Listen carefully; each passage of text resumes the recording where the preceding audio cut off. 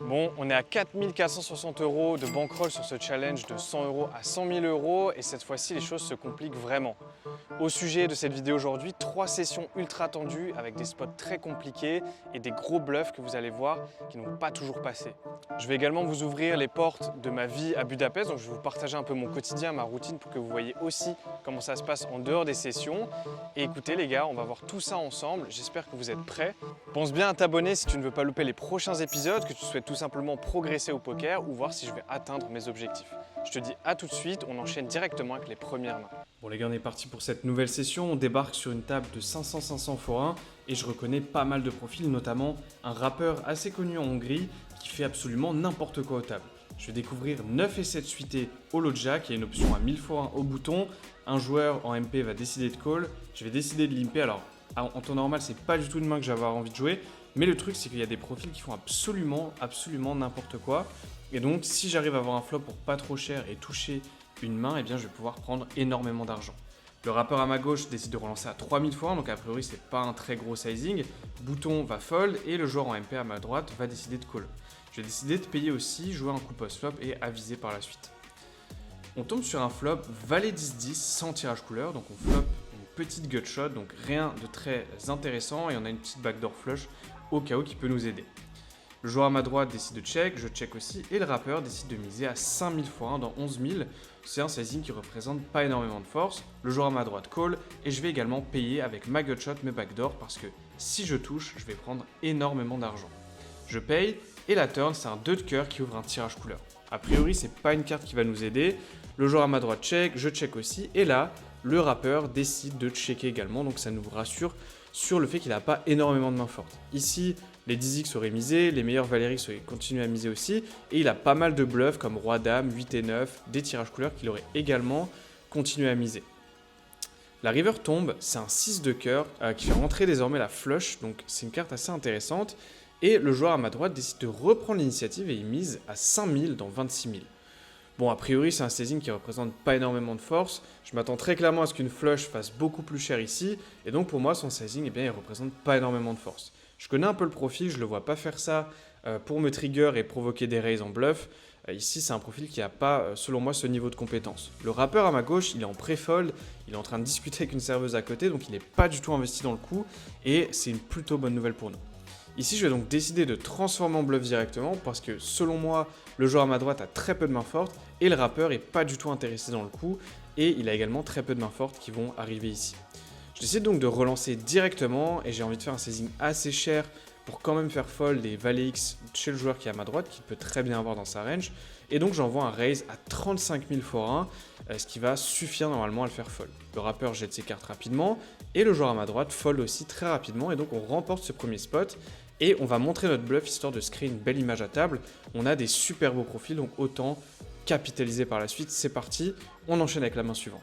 Dans cette main, je vais découvrir une belle paire de rois en début de parole. Il y a un Mississippi à 1000 x1 et je vais donc décider de relancer directement UTG à 4000. Le joueur à ma gauche, qui a un profil que je connais bien, c'est un Rekfish assez tight qui décide de call et l'action revient jusqu'au bouton qui va également payer. On se retrouve à 3 sur un flop Dame Valet 4 avec un tirage couleur à pique.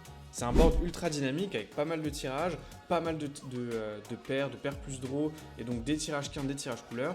Et ici, on a envie de maximiser notre value et de prendre un maximum d'argent. Je fais donc un gros c-bet ici de la taille du pot pour vraiment faire call des dames X, des tirages couleurs, des tirages quinte et des paires plus tirages, des mains comme dame 10, valet 9, valet 10, etc., etc. Je fais mon c-bet, le joueur à ma gauche call et bouton décide de fold. Au moment où il me paye, le joueur à ma gauche, il a pas mal de mains que j'ai pu citer précédemment et il a également quelques slow play, des mains peut-être comme Dame Valet ou Paire de 4. Je suis pas sûr qu'il me relance forcément au vu de mon sizing. La turn tombe, elle est pas très belle, c'est un 7 de pique qui fait maintenant rentrer la flush. Ici, j'ai encore de la value selon moi car le profil a très clairement des mains que je domine, mais pour autant, on a envie de réduire notre sizing car ici, on peut se value cut tout simplement et si on fait fold des Dame X, typiquement des mains comme Dame 10 ou Roi Dame, eh bien c'est assez catastrophique. Je fais une mise, un deuxième barrel de continuation à 15 000 x1. L'idée aussi, c'est de provoquer des raises s'il a des flushs assez fortes. Je ne m'attends pas forcément à ce que le joueur il me relance des flushs assez faibles. Des flushs par exemple hauteur 10, je ne suis pas sûr qu'il me les relance. Quoi qu'il en soit, je fais ma mise et il me paye à nouveau assez vite.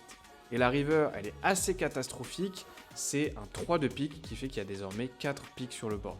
On n'a pas du tout de pique en main, le board est ultra dynamique et connecté et j'ai vraiment pas la certitude de pouvoir faire fold des mains fortes ici. Je m'attends très clairement à ce que le profil me snap call quelques mains. Il a encore des slow play avec des As-X flush, des Roi X flush et également il peut me call avec des 10X flush. Donc j'ai tout simplement abandonné, c'est pas forcément le très bon profil à prendre en bluff ici. Et on va donc checker et il va checker aussi et nous retourner 8 et 6 de pique donc pour flush qu'il aurait eu à la turn. Bon, typiquement c'est le genre de main qu'on peut peut-être faire folder à la river, mais bon, faut pas être résultat oriented. Ici j'étais vraiment pas sûr de ma line. Je pense très clairement qu'on n'a pas forcément de la FE sur ce genre de main. Quoi qu'il en soit les gars, on perd ce coup et ça nous fait un petit déficit sur le stack, mais rien de dramatique. On va remettre histoire de se monter jusqu'à 100 000 de stack et on est reparti, on attaque avec la main suivante, let's go. On attaque avec la main d'après, il y a un profil régulier espagnol qui est en big blind, le joueur de la main d'avant qui est juste à ma gauche et il y a pas mal de profils absents. Tout le monde fold jusqu'à moi, je me retrouve au bouton avec Roi 5 off. Et ici, a priori, j'ai des profils assez tight en big blind. Et donc, je vais plutôt relancer pour essayer de voler les blindes. Et sinon, jouer en position. Je relance à 3000 x 1. Le joueur en big blind, donc le reg espagnol, décide de call. Et on tombe sur un flop 7-6-4 sans tirage couleur. On a tirage quinte par les deux bouts, c'est assez intéressant. Il check et je vais décider de checker. C'est un board ici où je m'attends à ce qu'il soit capable de me check raise pas mal car c'est un board qui avantage pas mal la big blind ici de manière théorique et j'ai pas envie de me prendre un check raise et de devoir ensuite subir une agression. Je préfère réaliser mon équité. Dans la mesure où il recheck à la turn, je vais aussi pouvoir transformer en bluff assez facilement si jamais le run-out ne m'avantage pas. La turn tombe, c'est un 8 qui fait qu'on a désormais maintenant notre quinte et c'est une très bonne carte assez intéressante. Il check à nouveau et ici je vais faire une mise dans l'optique de faire call des mains que je domine, typiquement des 6x, des 7x, éventuellement provoquer des raises, même si je ne m'attends pas à ce qu'il relance souvent des doubles paires ici ou des brelans. Et donc ici, prendre ma value tout simplement sur sa partie paire orientée. Je bet à 2000, il call, et la river c'est la doublette du 6. Ici pour moi, sa range au profil espagnol, elle est assez orientée showdown, c'est-à-dire qu'il peut avoir des 7x, des 6x éventuellement qu'il aurait pu jouer de cette manière-là, mais c'est surtout des paires assez faibles ou peut-être des auteurasses. Ici, j'ai l'impression que si j'ai envie de capitaliser ma value et de prendre le maximum de cette range orientée showdown, j'ai un intérêt à faire assez cher et de représenter un bluff. En perçu, j'ai l'impression que j'ai pas très souvent de quinte qui va jouer de cette manière-là. Je pense que mon sizing à la turn peut également le trigger à hero call assez souvent. Et donc ici, j'ai envie de faire un gros sizing et j'envoie un parpaing à 2 fois la taille du pot à 20 000 fois. Il va tanker, il va vraiment réfléchir pas mal de temps, donc je pense que j'ai réussi à target la bonne range. Maintenant, est-ce qu'il va être capable de payer? C'est la vraie question. Et malheureusement, au bout d'un léger temps de réflexion supplémentaire, il va finir par fold. On remporte donc ce petit spot qui nous met plutôt bien et on attaque directement sans plus attendre.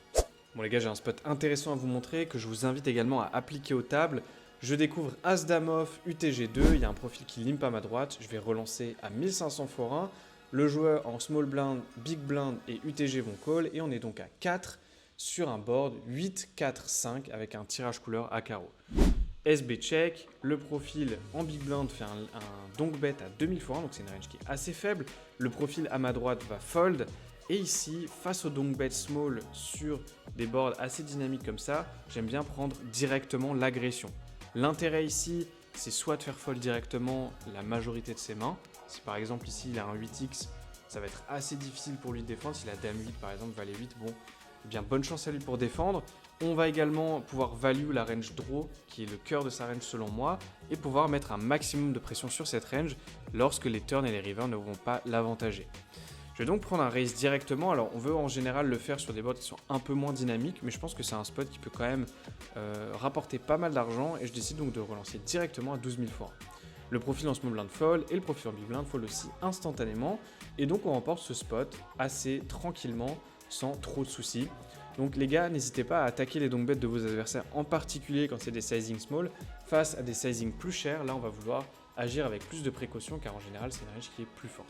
Quoi qu'il en soit les gars, c'est à vous de tester ça aux tables maintenant et on est parti avec la main d'après, let's go. Après quelques temps passés à fold, je vais découvrir une belle paire d'as en milieu de position. Je vais relancer à 2000 x 1 et les joueurs en small blind et big blind vont décider de me call. On est donc à 3 sur un flop 7, 4, 3 sans tirage couleur. SB check, big blind check et ici sur ce genre de board où la percussion est assez faible chez les profils, je vais avoir tendance à checker. L'idée elle est assez simple. Provoquer des bêtes en bluff chez ses adversaires ou tout simplement les laisser réaliser leur équité. Typiquement, s'ils ont des mains comme Dame-Valet, Roi-10, Roi-Valet, je suis très content de les laisser toucher une top pair, alors que si ici je fais une mise de continuation, eh bien je vais les faire fold directement et je ne vais pas réussir à prendre beaucoup d'argent à cette range. Ils ont plus des Broadway ici dans cette range que des mains comme 7 et 4, 3 et 4, qui selon moi vont avoir un peu de mal à call lorsque je fais un sizing aussi cher préflop.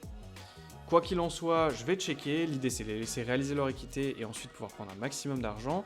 Et la turn est assez intéressante. C'est un 10 de pique qui ouvre maintenant un tirage couleur. Le profil en small blind check à nouveau et le profil en big blind décide maintenant de miser à 3200 forains, soit à peu près la moitié du pot. Ici, sa range, elle est assez facile à estimer. Elle contient selon moi des tirages quintes, des tirages couleurs, mais surtout des 10x. Et ici, pour moi, il n'a pas de main très forte. Je m'attends très clairement à ce que brelan double paire ou straight fasse beaucoup plus cher. Et donc ici, on a très clairement un raise en value et c'est vraiment ce qu'on avait envie d'accomplir. Je décide donc de raise directement à 12 000 forains. Et là, il y a un truc que je n'avais pas forcément prévu. C'est que c'est small blind qui va décider de me call et big blind qui va fold. Donc pour moi, la range, le cœur de sa range ici au profil quand il décide de call, c'est comme je l'ai évoqué, des tirages quintes, des tirages couleurs, mais aussi et surtout des 10x. Et la river, elle va pas du tout nous aider, nous être favorable parce que c'est la doublette du 10. C'est typiquement la carte qu'on n'avait pas trop envie de voir avec un pic ou un 5 ou un 8. Bon, il check et ici, selon moi, sa range, comme je l'ai évoqué, c'est des 10x, mais aussi et surtout des draws. Et donc, j'ai vraiment l'impression qu'ici, si je mise, eh bien tout simplement, je vais me value cut contre les 10x parce qu'il va me relancer et je vais devoir fold.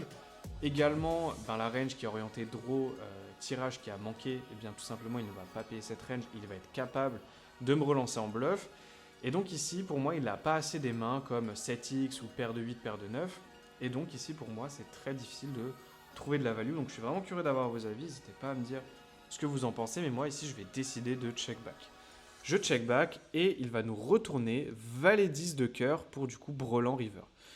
Bon, on n'a pas eu de réussite sur le run-out, mais c'est typiquement ce qu'on avait envie d'accomplir à la turn lorsqu'on check au flop. C'est-à-dire qu'on avait envie qu'ils réalisent leur équité, qu'ils touchent leur paire à la turn et qu'ensuite on puisse value cette range-là.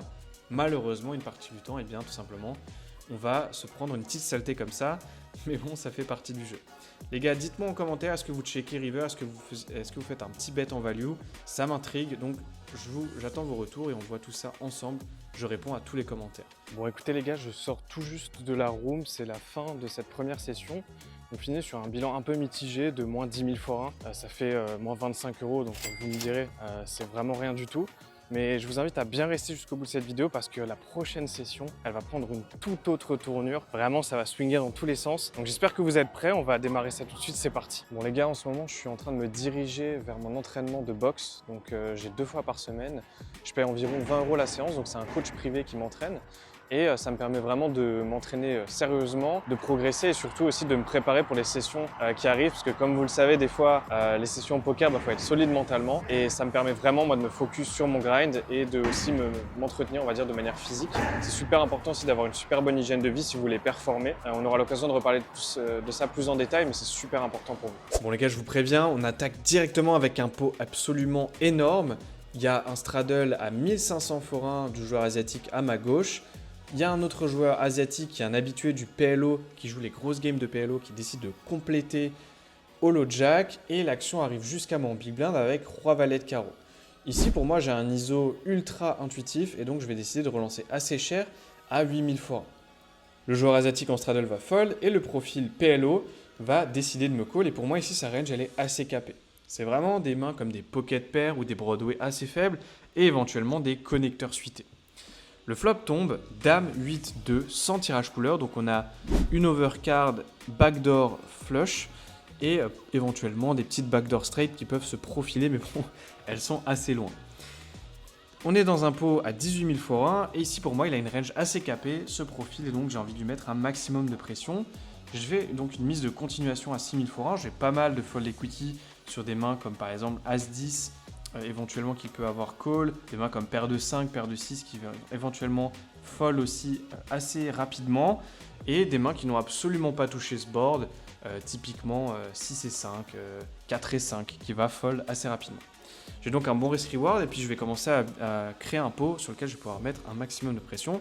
Et le problème c'est que si je check, j'ai l'impression aussi également que je vais représenter énormément de faiblesse c'est un joueur qui va avoir conscience de ça. Je fais ma mise de continuation, il me call assez vite, et la turn, c'est un 5 qui a priori ne change pas grand chose. On joue assez deep, on a encore 120 000 x 1 de stack effectif, et ici pour moi j'ai vraiment envie de mettre un maximum de pression à sa range. Je sais qu'il a pas mal de mains comme Dame 10, Dame Valet, Dame 9 suité, Paire de 9, Paire de 7, Paire de 6, qu'il peut encore avoir à ce moment-là, et éventuellement s'il m'avait flat un peu loose avec des As-X, des mains comme As-Valet, As-10, eh bien on veut mettre un maximum de pression à cette main-là. Je vais m'expliquer parce que je pense que j'ai pas pris le meilleur plan ici, mais on va voir ça à la river.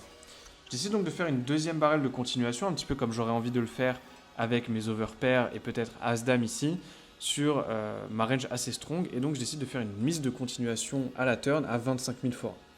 Le problème ici, selon moi, c'est mon sizing parce que j'ai l'impression que je vais prendre mon levier en fait de pression à la turn, ce qui fait que je vais m'isoler maintenant quand il call contre une range assez forte. Le problème, c'est que il va décider de me call. Et là, à ce moment-là, je m'isole selon moi vraiment, comme je le disais, contre une range trop forte. Il a pas mal d'auto-call, il a peut-être des mains comme Roi-Dame, Dame-Valet, Dame-10. Il a aussi tous les brelans, brelan de 8, brelan de 2, qui peut jouer comme ça. Et donc ici, pour moi, il a trop d'auto-call.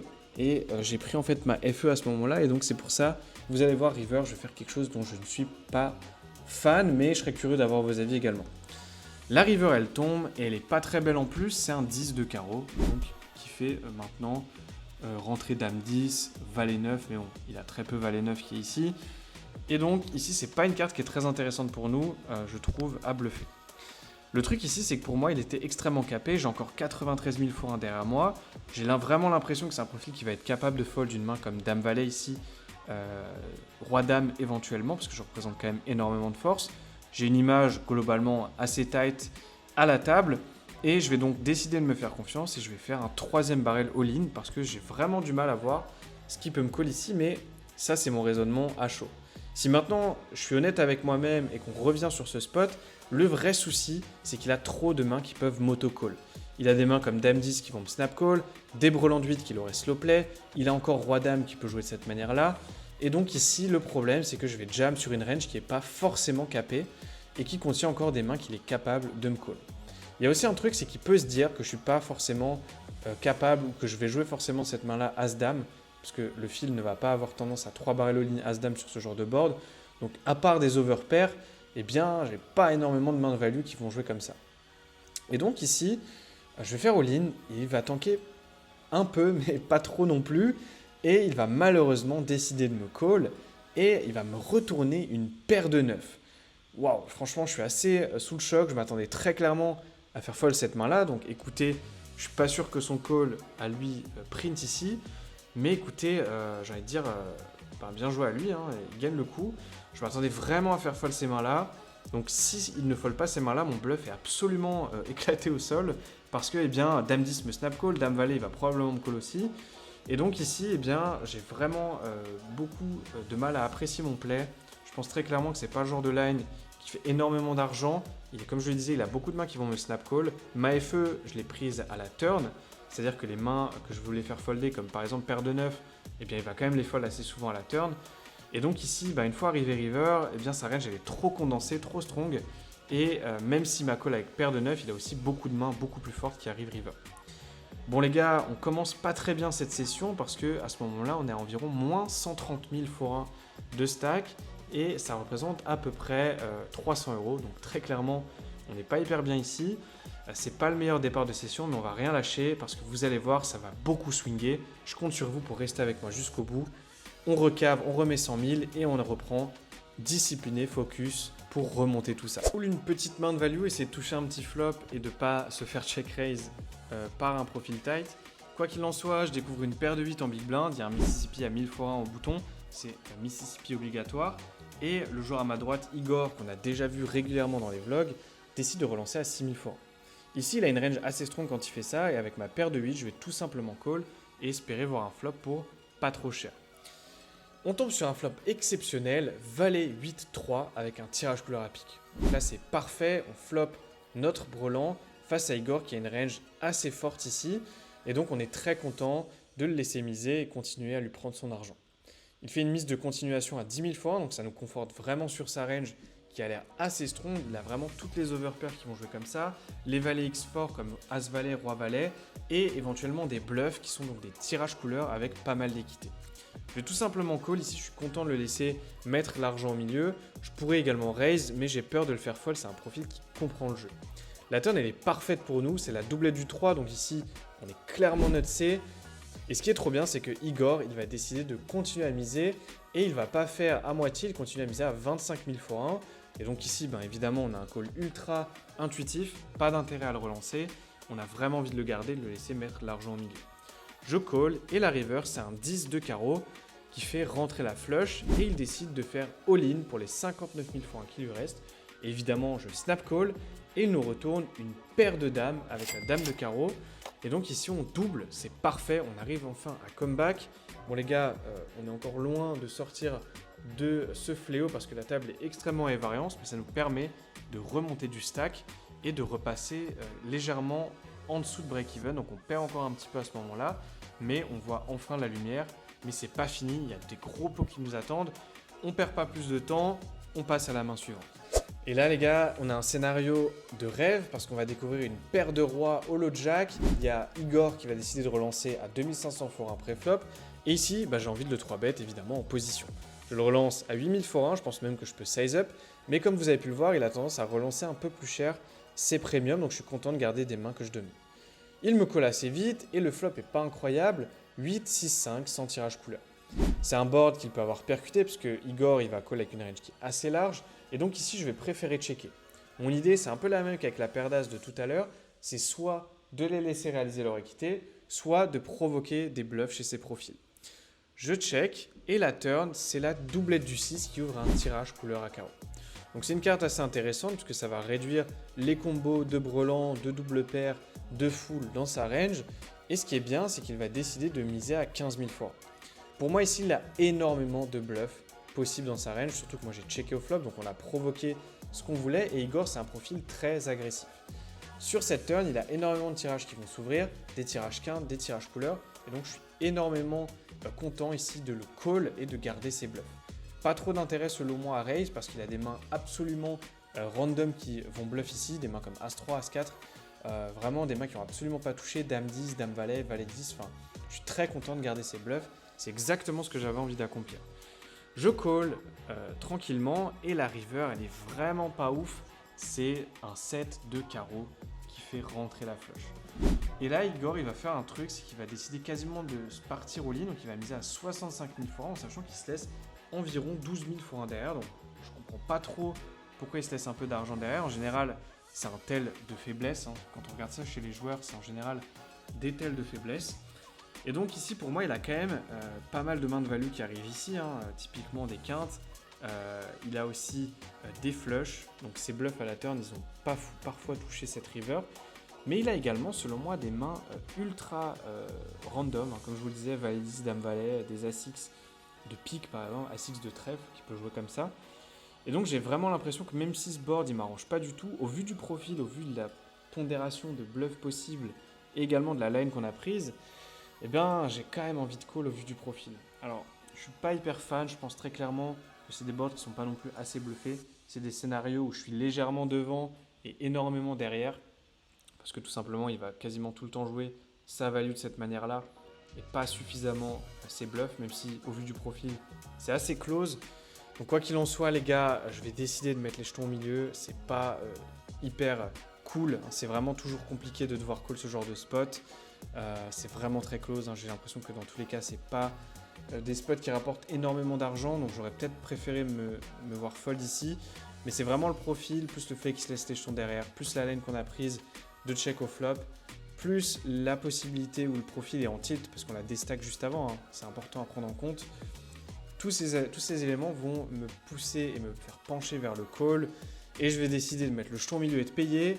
Et malheureusement, il va nous retourner 6 et 5 off, qu'il a donc payé pré-flop pour 8000 for 1. Il fait donc double paire au flop et full à la turn. Et donc malheureusement, on va perdre ce pot énorme qui nous fait redescendre juste après avoir enfin vu un peu de lumière. Donc c'est très clairement un ascenseur émotionnel cette session. Et donc on repasse en déficit d'environ 120 000 for 1. Donc très clairement, ça nous remet dans le dur. Quoi qu'il en soit, on n'abandonne pas, je remets mes jetons pour être à 100 000 de stack et vous allez voir, ça va continuer à swinguer, restez bien avec moi jusqu'au bout, c'est parti.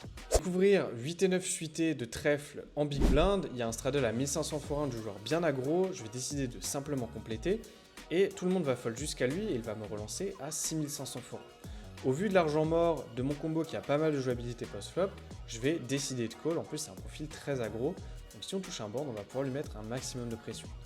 Le flop tombe roi 7-6 sans tirage couleur, donc on flop tirage quinte par les deux bouts et backdoor flush, c'est un board très intéressant pour nous. Il fait une mise de continuation à 5000 x1 et ici je suis très content de réaliser mon équité, il a pas mal de ses bêtes sur ce genre de board et je suis content de voir une turn pour pas trop cher. Il y a des arguments pour check raise directement, mais je suis content aussi de voir une turn et de réaliser mon équité. La turn tombe, c'est une doublette du 6, c'est une carte intéressante puisque maintenant on a pas mal de 6x dans notre range qui me call au flop et il fait une mise de continuation à 15 000 x1 dans 23 000 et au vu du profil bien agressif de notre équité et du fait qu'on représente pas mal de force ici, je vais décider de le check raise ici sans plus attendre. Alors évidemment ça fait chier parce que c'est un profil qui a très clairement des mains fortes ici, mais c'est surtout que bien on est pas mal down, mais c'est là où il faut être fort, il faut continuer à prendre les spots malgré le fait qu'on soit dans une session négative et de ne pas déjouer et de jouer la passivité alors qu'ici on a un spot super intéressant à prendre. Je le relance à 4000 x1, je pense très clairement qu'il va fold énormément de mains et on est content de tout simplement le faire fold tout de suite et en 4 call, eh bien on joue encore quelques cartes, c'est pas définitif pour nous. Je pense aussi qu'il est capable de fold des rois X pas très bien kickés et donc je suis content de lui mettre un maximum de pression et de faire tout fold directement. Je le relance à 40 000 x1 et il fold assez rapidement, ce qui nous permet de gagner, mine de rien, pas mal de jetons et surtout de continuer à prendre les spots et de rien lâcher. On est là pour se battre, si on n'est pas là pour prendre de l'argent en table, ça sert à rien de venir. Donc les gars, continuez à prendre les spots, continuez à être agressifs malgré vos sessions négatives lorsque vous pensez que les spots sont profitables. Bon les gars, comme vous avez pu le voir, ces 3 derniers jours ont été très compliqués. On finit sur un déficit de moins 588 €. Donc c'est notre plus grosse perte depuis le lancement de ce challenge. Et la bankroll maintenant, elle redescend à 3880. Alors évidemment, ça fait aussi partie du jeu, mais entre les mauvaises décisions de ma part et le bad run, eh ben, ça pardonne pas. Donc écoutez, on va essayer de corriger ça et de faire au mieux pour continuer et rester discipliné parce que ça fait partie du jeu, il faut focus et rester dans la stratégie pour éviter justement de tout perdre. Et donc c'est ce qu'on va faire pour remonter et atteindre cet objectif ultime des 100 000 €. En tout cas voilà, j'espère que cette vidéo vous a plu. Si vous voulez également bosser avec moi, je vous mets le lien en description, donc n'hésitez pas à participer et à remplir le test de compétences que j'ai préparé pour vous. Et puis on se retrouve très bientôt pour les prochaines vidéos et la suite de ce challenge. Ciao!